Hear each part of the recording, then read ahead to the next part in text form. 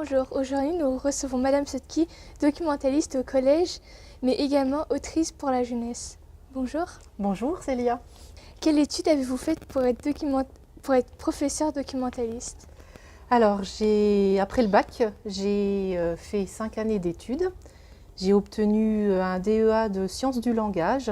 Aujourd'hui, ça s'appelle un master. Et après, j'ai passé le CAPES de documentation, voilà, pour devenir professeur documentaliste. En quoi consiste votre métier? Alors, c'est un métier qui est très varié.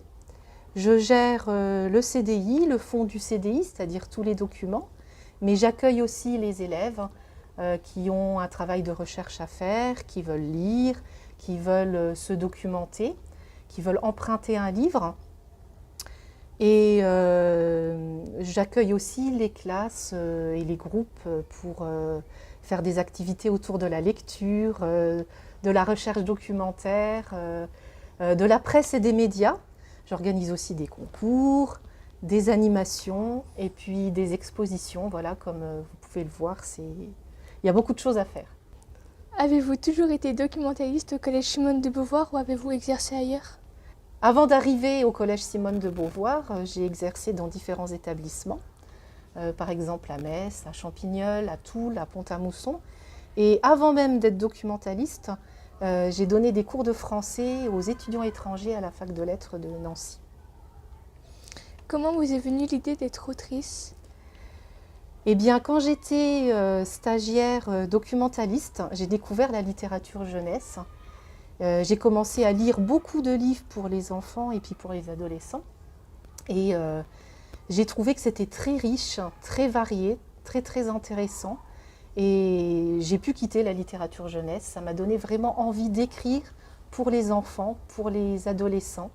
Et ça m'a donné envie de participer à cette grande aventure de l'écriture. Quand avez-vous commencé à écrire? Quand j'étais adolescente, j'écrivais déjà des textes, beaucoup de poèmes. Mais vraiment, l'écriture pour les enfants, ça a commencé à peu près il y a 25 ans environ. Quels sont vos premiers livres? Alors, les premiers livres, eh bien, il y a Anaïs, c'est un petit roman illustré par Suzy Vergès. Ma vie en rousse, encore un petit roman illustré par Olivier Chénet. Il y a aussi Pixie le robot, donc ça c'est un album à partir de 4 ans à peu près, qui est illustré par Emmanuel Moreau. Et puis L'éclair magique, encore un petit roman illustré par Baptiste Puot. Quand avez-vous sorti votre premier livre? Mon premier livre, donc, c'est Anaïs, c'est celui-là. Il est sorti, il est paru en 2018. Pour quelle tranche d'âge écrivez-vous? Alors ça peut aller des tout petits, à partir de 2 ans, jusqu'aux adolescents, 14-15 ans. Quelles sont vos inspirations pour vos livres? Alors mes inspirations, elles sont très très variées. Ça commence par mes enfants, ma famille, mes amis. Ça peut être les personnes que je rencontre, donc au travail ou ailleurs. Ça peut être aussi juste un prénom qui va m'inspirer une histoire. Et puis il y a des thèmes qui me tiennent particulièrement à cœur, comme l'amour, l'amitié, la différence, les préjugés, les discriminations, et puis la protection de la nature aussi. Est-ce que le temps d'écriture varie selon vos livres?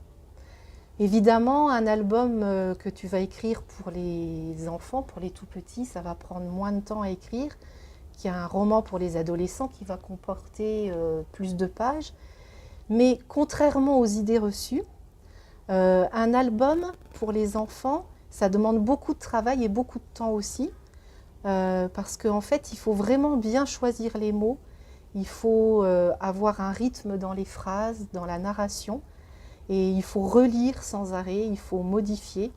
Et donc c'est difficile de répondre à cette question. Combien de temps avez-vous mis pour écrire votre premier livre?